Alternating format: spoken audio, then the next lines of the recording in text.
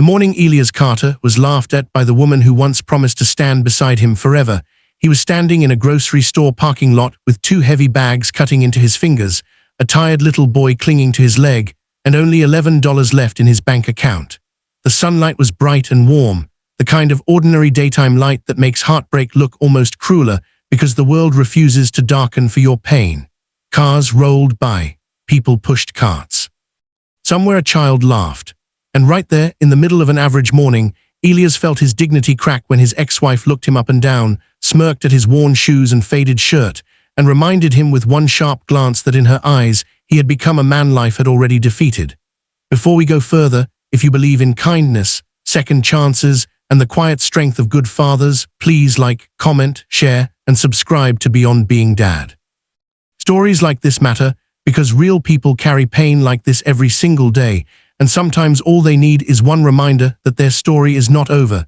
Elias had never imagined his life would shrink into such a narrow space. A few years earlier, he had a small construction job, a used pickup that still ran, and a marriage that looked stable from the outside. But hardship has a way of exposing what comfort hides. When layoffs came, the bills piled up faster than he could stop them. One missed payment became 3. One argument became 10. His wife, Vanessa, had once said they would survive anything together, but when the pressure got ugly, she started disappearing emotionally long before she physically left. Then one day she was gone, chasing a brighter life with a man who wore expensive watches and spoke with the confidence of someone who had never had to count coins at a gas station. She didn't take their 6-year-old son, Milo, because motherhood had become inconvenient for the future she wanted. She said the boy would be better off with Elias for now, as if her child were a sweater she could pick up another season. So Elias became everything at once. He was father and mother, cook and cleaner, comfort and discipline, worker and worrier. He took whatever jobs he could find, hauling scrap, painting fences, unloading supply trucks in the heat, while Milo spent afternoons at an elderly neighbor's apartment, coloring at a tiny kitchen table until his father came home. Elias learned how to braid little routines together to keep their world from falling apart. He packed school lunches with embarrassing precision to make up for what he could not afford. He smiled through exhaustion. He skipped meals so Milo could have fruit instead of instant noodles.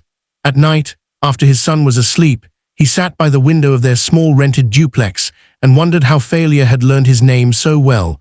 That morning at the grocery store, Elias had stretched every dollar with painful care. Milo wanted cereal shaped like stars, but Elias gently put it back and chose the cheaper brand. He picked eggs, bread, pasta, and one small carton of orange juice because Milo had been asking for it all week. They were almost to the parking lot when a glossy white SUV pulled into the row beside him.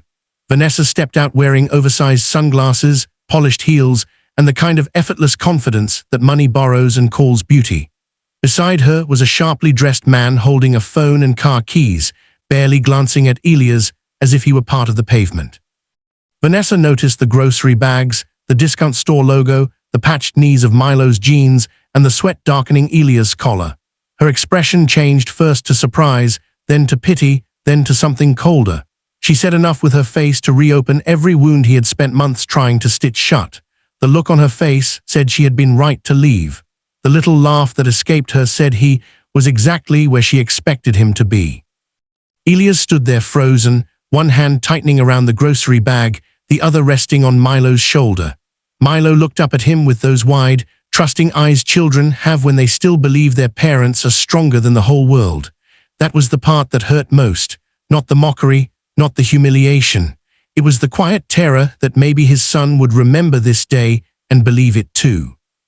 Vanessa leaned down to kiss Milo on the head with an awkwardness that felt almost rehearsed, then stepped back as if afraid poverty might cling to her dress. The expensive man beside her smirked politely, and together they started turning away. Then the sound came. A low engine, smooth and deep, rolled through the lot like a warning. Heads turned.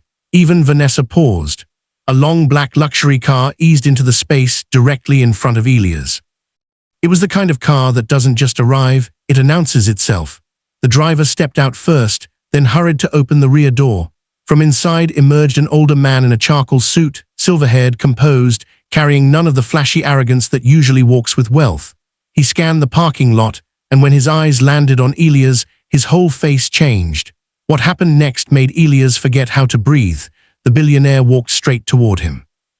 For one stunned second, Elias thought the man must be mistaken, but the stranger stopped right in front of him, and before the parking lot could swallow the moment, the older man gripped Elias by the shoulders with trembling hands and tears filling his eyes. He looked at him the way people look at miracles they never expected to see twice. Elias stared back, trying desperately to place the face. Then memory broke open. 15 years earlier, on a rain-soaked roadside outside Millbrook, Elias had been a teenager driving home after a brutal double shift. He had seen a wrecked sedan smoking in a ditch. Other cars kept going. Elias had stopped. He had crawled through broken glass, dragged an unconscious man from the driver's seat, and stayed with him until paramedics arrived. The man survived, but Elias never knew his name. Life moved on. Poverty moved in. And the world had buried that night under years of struggle, but the man had not forgotten. His name was Adrian Vale, one of the most powerful real estate billionaires in the state. He had spent years trying to identify the young stranger who saved his life. Records had been lost, details blurred, names misfiled. But recently, a retired paramedic remembered enough to connect the story to a town, then a school, then finally to Elias Carter. Adrian said he had been looking for him for months, and when an investigator spotted him in that parking lot, he came immediately. Vanessa's face lost its color. The man beside her straightened, suddenly interested. Shoppers slowed their carts. Sunlight flashed across the polished car while Elias stood there in silence, looking like a man caught between shame and heaven. Adrian turned toward little Milo and knelt, with a gentleness that made Elias' throat burn. Then he stood and told Elias in front of everyone that real wealth was not measured in buildings or bank accounts, but in character, sacrifice, and the kind of heart that stops for a stranger when nobody is watching. He said men like Elias were rare, and the world often mistreated them because it could not recognize greatness when it arrived in work boots and exhaustion. Right there in the parking lot, Adrian offered him something no one had offered in years, not charity but dignity, a job, a home for him and Milo, full support for Milo's education. And more than that, a place in a company foundation built around helping struggling single parents stand back up. Elias broke then, not loudly, not dramatically, but in the quiet way strong men do when life finally stops hitting and starts healing. He covered his face and wept under the open daylight while Milo wrapped both arms around his waist.